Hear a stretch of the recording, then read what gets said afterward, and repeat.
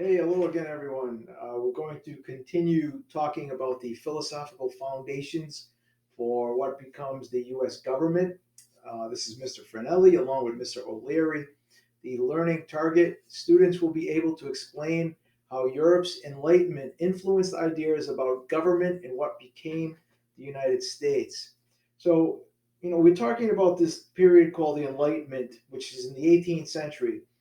Uh, it begins in France, and the big point about the Enlightenment is that it gives people a new way to think. Uh, if you know anything about the Middle Ages, you know that the most important institution in the Middle Ages was the Catholic Church, and the Catholic Church did not tolerate free thought. In addition, anything that occurred, any event that occurred, the Catholic Church would explain it as something, a religious activity. When the Enlightenment comes along, uh, people start to think differently, and they start to question what is going on around them. So, what you see here is a new way of thinking.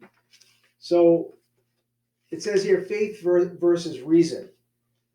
Faith is that unshakable belief in something, usually some divine uh, being. Reason, on the other hand, reason has more of a scientific uh, appearance. You're a reasonable person, and I'm not saying that religion is not reasonable, but for our purposes here, it's faith versus reason. And people started thinking about something different. They started thinking for themselves. They started to question the way they lived. They started to challenge the church. They no longer took the church's word on face value. Now, the new ideas that were introduced included the power to rule comes from the people, not from a religious power or church. Evidence and reasoning help you know the truth. Blind faith is not enough. And every person should learn about the world in order to make decisions based on evidence. So these ideas were a direct challenge to the authorities of the time. Nobody went against the church, but as the Middle Ages turns into the Renaissance, turns it into the Enlightenment, people started thinking differently. So when you think of this period, the Enlightenment, uh, you see some of these great thinkers. Up here, you've got Montesquieu, Voltaire, uh, John Locke, and by no means is this a complete list. This is just part of the list. But anyway, if you look at Montesquieu, he starts talking about the executive, legislative, and judicial branches. Similar to our three branches of government. Uh, Locke, on the other hand, he gives us a great deal more. So when you start looking at the thinkers, the big philosophies, Voltaire and Rousseau, they stand out quite a bit. So, they wrote about society in which people use reason instead of blindly following what they were told to do. So, question authority. So, many of the great thinkers of the Enlightenment came from a scientific background. They were disciples of Aristotle, and Aristotle, used the scientific method. And, in the scientific method, it's observation, testing, and making logical conclusions based on evidence. So this way of thinking was applied to all areas of life. Montesquieu had big ideas about government. He introduced the idea of the separation of powers of government. That, if it doesn't sound familiar to you now, it will to you eventually. So, he didn't want one person or group of people to have total power, so he separated government into the executive, one who carries out the laws, the legislative, the one that makes the laws, and then you have the judiciary, the body that decides if a law has been broken. So, these three branches, they become, a big part of our Constitution later on. So, separation of powers is also known as checks and balances. So you may have heard it, called that at another time. Another famous philosopher here was Thomas Hobbes.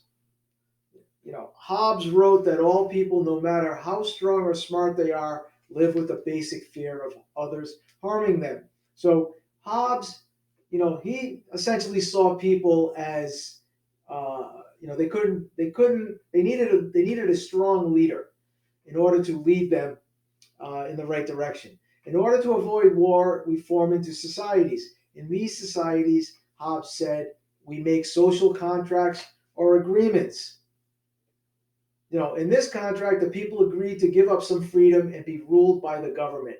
In return, the government had to protect the people's rights. If that doesn't sound familiar to you, we talked about feudalism. When you talk about those social contracts, between the king and the nobles, the king was giving up something in return to get something. So Hobbes said that members of society always need an authority over them to keep things running smoothly.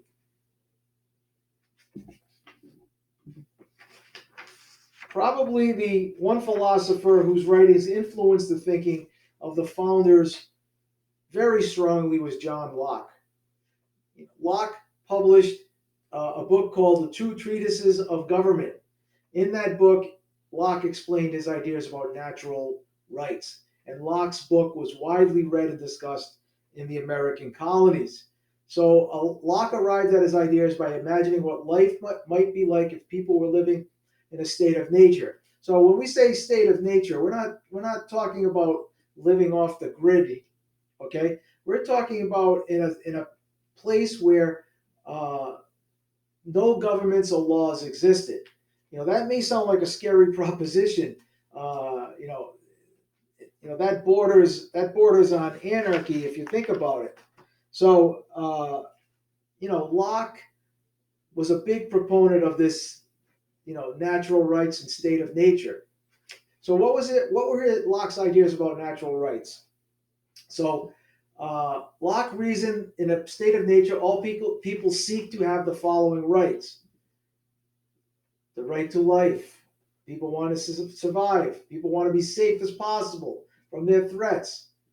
So they want to hold on to their liberty. People want to be as free as possible. People want to be able to make their own decisions.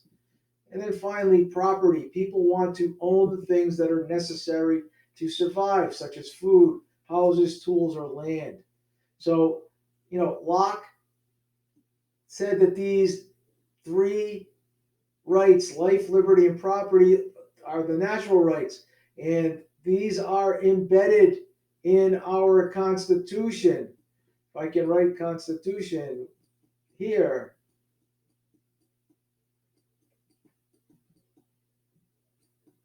Yay, I did it. So, what did Locke say might happen in a state of nature? Locke believed that most people are reasonable and good, unlike Hobbes, who said that people may not be so good all the time. Most people respect the right of others because their conscience tells them that they have a duty to do so. Locke believed that in a state of nature, no one's life, liberty, or property would be safe. People would feel insecure, maybe as well as they should. Without any government there. So in a state of nature, there are no governments or laws to protect life, liberty, or property. Locke believed that in a state of nature, no one would have the right to govern you unless you gave your consent. This is a big word. Consent.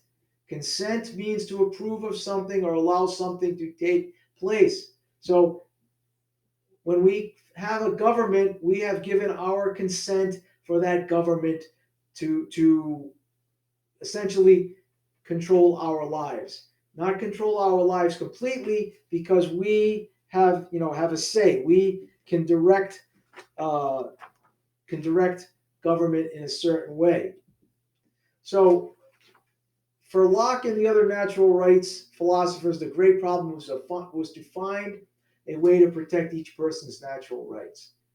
So, like Hobbes, Locke called for the social contract. So, and this is what a constitution essentially becomes. You have your rights and responsibilities. The government says it will do something, and you in return say you will do something. So in a social contract, everyone promises to give up the absolute right, that is, the right to do anything she or he wants to do in a state of nature. In return, everyone receives the security that can be provided by government. And each person consents to obey the limits placed upon him or her by the laws created by the government. So Locke says that government is a better alternative to a state of nature where some people will not obey natural law, which is a logical conclusion when you think about it. If there are no laws, people do whatever they want. If there's not enough law, people do what they want. And so, Locke says, look, you have these rights, but you have them to a certain degree. Okay? Thank you, everyone.